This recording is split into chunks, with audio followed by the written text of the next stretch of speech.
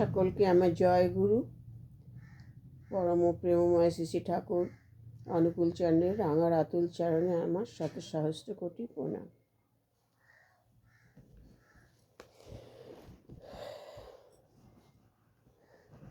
ঠাকুর বলেন, অপরের মঙ্গল কামনাই নিজ মঙ্গলের প্রসূতি। আজ আমি এই যে ঠাকুরের যে জন্মবার্ষিকী উপলক্ষে যে ডিসেম্বর মাসে আমাদের প্রতিটা কেন্দ্র মন্দিরে, প্রতিটা রাজ্যে, প্রত্যেকটা জায়গায় যে অনুষ্ঠান বা উৎসব হয় সেটা নিয়েই আমি আজ আলোচনা করব।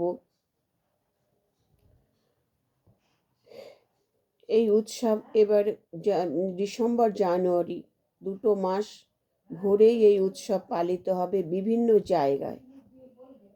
আগে প্রতিটা কেন্দ্র মন্দিরে হতো, এখন 5-6টা কেন্দ্র মন্দির একসাথে এই অনুষ্ঠানটা হয় বা এই উৎসবটা হয়। এটা হচ্ছে দেওঘরের পরম পূজ্যপাদ শ্রী শ্রী আচার্যদেবের নির্দেশে যে তোমরা একটা অনুষ্ঠান করো ভালো করে, সেখানে মানুষের সমাবেশ হবে। এই জন্য অনেক মানুষের সমাবেশ সেখানে হবে, যাতে হয় ঠাকুরের কথা শুনবে, ঠাকুরের প্রসাদ ভোগ নিবেদন হবে সেখানে। তাই এই যে আমাদের যে ডিসেম্বর জানুয়ারি ঠাকুরের যে জন্মবার্ষিকী পালিত হয় উৎসব, এখানে দেখুন হাজার হাজার মানুষ, কম করে 30 থেকে 40,000 50,000 মানুষ এক জায়গায় হবে, এক জায়গায় সমবেত হবে। সেখানে কি হবে? গান, ঠাকুরের আলোচনা, ঠাকুরকে নিয়ে আনন্দবাজার হয়। আনন্দবাজার মানে সেখানে হাজার হাজার মানুষের ভোগ হয়, ভোগ রান্না হয়, খিচুড়ি হয়, নয় ডাল ভাত সবজি পায়েস চাটনি। এটা গুরু ভাই ও দাদারা মায়েরা সবাই এগিয়ে আসে পরম আনন্দে সহিত, দুহাত বাড়িয়ে বাড়িয়ে যে যার যা ক্ষমতা দেয়, পরম খুশিতে, পরম আনন্দে, পরম বিনা ওজরে যার যতটা। কারণ অনুষ্ঠানটাই হচ্ছে ঠাকুরের এই যে জন্মবার্ষিকী, এটা প্রত্যেকটা ঋত্বিক দাদারা, গুরু ভাইরা, মায়েরা, সৎসঙ্গীরা মিলেই অনুষ্ঠানটা করা হয়। তাই যে যার মতো সেখানে দান করে, আর সেইটা দিয়েই উৎসব হয়। আমিও সেখানে দিই, কারণ এটাই ধর্ম। মানুষের ভোগের জন্য অর্ঘ্য দান হচ্ছে, অন্ন ভোগ হোক আর খিচুড়ি ভোগ হোক, হাজার হাজার মানুষ খাচ্ছে। এর থেকে পুণ্যের কাজ আর কি হতে পারে? দেওঘর থেকে যে কোনো একজন আসবেই এই অনুষ্ঠানে। আচার্য দাদা, নয় বিঙ্কি দাদা, নয় সিপাই দাদা, সারা দিন আনন্দ উৎসব হবে। সেই ভোর থেকে, সকাল ভোর থেকে আর সেই সন্ধ্যা প্রার্থনা পর্যন্ত।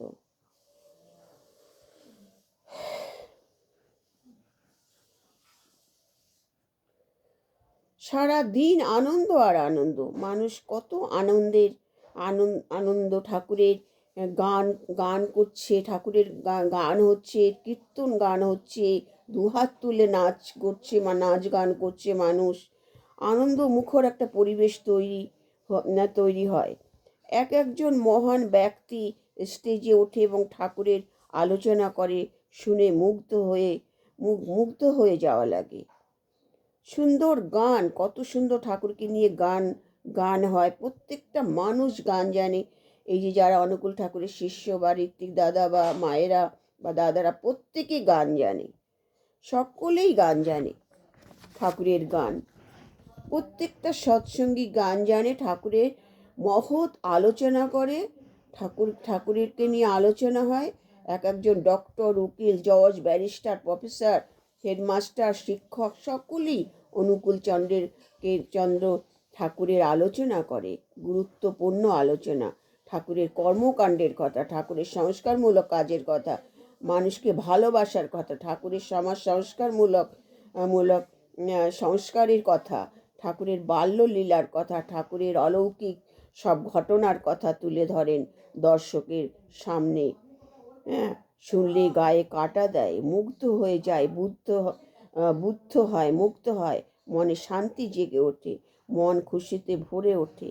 এই অনুষ্ঠানে এক একজন মানুষ তার নিজের ইচ্ছায় অর্ঘ্য দান করে, তার কোনো সীমা পরিসীমা নেই কে কত অর্ঘ্য ঠাকুরের অনুষ্ঠানে দান করবে। এই অর্ঘ্য দান করেন বিনা বিনা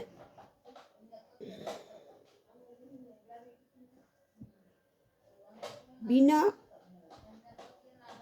আপত্তিতে, বরং পরম আনন্দে। শ্রী শ্রী ঠাকুরের প্রতিটি কথা, প্রতিটি বাক্য আমাদের মনে করি দেয় যে ঠাকুর আমাদের জন্য কি করে গেছেন, ঠাকুর কি কি ছিলেন।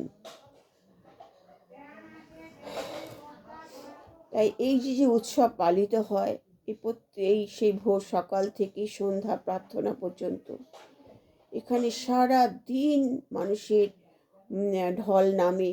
হ্যাঁ, সকালবেলা থেকে ঠাকুরের গান বাজনা প্রার্থনা সকালবেলা থেকে প্রার্থনার থেকে শুরু হবে, আবার সন্ধ্যা প্রার্থনা পর্যন্ত মায়েরা দলে দলে মাতৃ সম্মেলন হবে, সেখানে মায়েদের গান বাজনা হবে। আবার সৎসঙ্গ মানে দাদাদের আলোচনা, দাদাদের গান, ঋত্বিক দাদারা, হ্যাঁ, এমন ঋত্বিক দাদারা উঠে আলোচনা করেন। সে ঠাকুরকে নিয়ে সে আলোচনা শুনলে যেন মন মানে আনন্দে একদম বিভোর হয়ে যায়। হ্যাঁ, এই যে অনুষ্ঠান, এটা প্রতি বৎসরই এই অনুষ্ঠানে প্রতিটি জায়গায়, প্রতিটি বড় বড় কিংবা জায়গা প্যান্ডেল করে। আগে তো প্রত্যেকটা কেন্দ্র মন্দিরে হতো আমাদের এখানে, অনেক প্রত্যেকটা জায়গায়, এয়ারপোর্ট, মধ্যম গ্রাম, হ্যাঁ, সেই দক্ষিণ সুন্দরবন বনের ওদিকটায়, তারপর কলকাতায়, হ্যাঁ, বিভিন্ন জায়গায় কেন্দ্র মন্দিরে, আমাদের কেন্দ্র মন্দিরে এই অনুষ্ঠান অনুষ্ঠিত হতো প্রতিটা বৎসর। পৃথিবীর সর্বত্র, ভারতবর্ষে সর্বত্র প্রতিটা রাজ্যে এই অনুষ্ঠান পালিত হয় ডিসেম্বর জানুয়ারি মাসে। তাই এখন তো আরো বড় করে হয়, কারণ এখন তো 6-7টা কেন্দ্র মন্দির মিলে এই অনুষ্ঠান আমাদের এখানে লালকুঠিতে অনুষ্ঠান হয়, বারাকপুরে অনুষ্ঠান হয়েছে, কত জায়গায় এই বড় বড় ঠাকুরের এয়ারপোর্টে ঠাকুরের এই অনুষ্ঠান।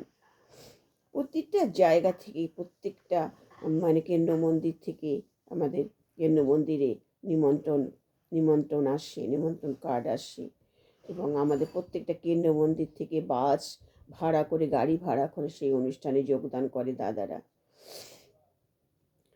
তাই প্রতি বৎসর এই যে ঠাকুরের যে জন্মবার্ষিকী পালিত হয়, সেখানে সকাল থেকে সকালে টিফিন থেকে শুরু করে ভোর সকাল দুপুরবেলা আনন্দবাজারে প্রচুর লোকের সেখানে খাওয়া দাওয়া হয়, ভোগ হয়।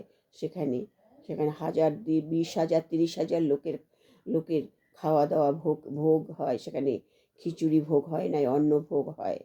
আবার সন্ধ্যাবেলায় সারা দিন চলে এই আনন্দ মুখর অনুষ্ঠান। হ্যাঁ, এবং সন্ধ্যাবেলা প্রার্থনাতে এই অনুষ্ঠান শেষ হয়। তাই এই যে ঠাকুরকে নিয়ে আমরা চলি, ঠাকুরকে নিয়ে এখানে সব রকম, যেমন প্রত্যেকটা পরিবার মানে খুশিতে থাকে, আনন্দে থাকে, ঠাকুরের কাজ করে, ঠাকুরের পথে চলে প্রত্যেকটা পরিবার ভালো থাকে। আর এই অনুকূল ঠাকুরের দীক্ষা নিয়ে যারা দীক্ষা নিয়েছেন একমাত্র তারাই জানেন যে ঠাকুরের দীক্ষা নিয়ে ঠাকুরের পথে চলে মানুষের উপকার ছাড়া কখনো কারো অপকার হয়নি। সব কিছুই মঙ্গল হয়েছে, সমস্ত আপদ বিপদ সব কিছু থেকে ঠাকুর আমাদের রক্ষা করেন, প্রত্যেকটা মানুষকে রক্ষা করেন। আমার জীবনে এমন ঘটনা আছে যে ঠাকুর আমাকে রক্ষা করেছেন, তাই আমি এখনো বেঁচে আছি, বা ঠাকুরের এই দুটো কথা আমি বলতে পারছি। আমার আলোচনা ভালো লাগলে আমাকে লাইক, শেয়ার, কমেন্ট করবে, সকলকে শেয়ার করবে। সকলের মঙ্গল কামনা করি। জয় গুরু।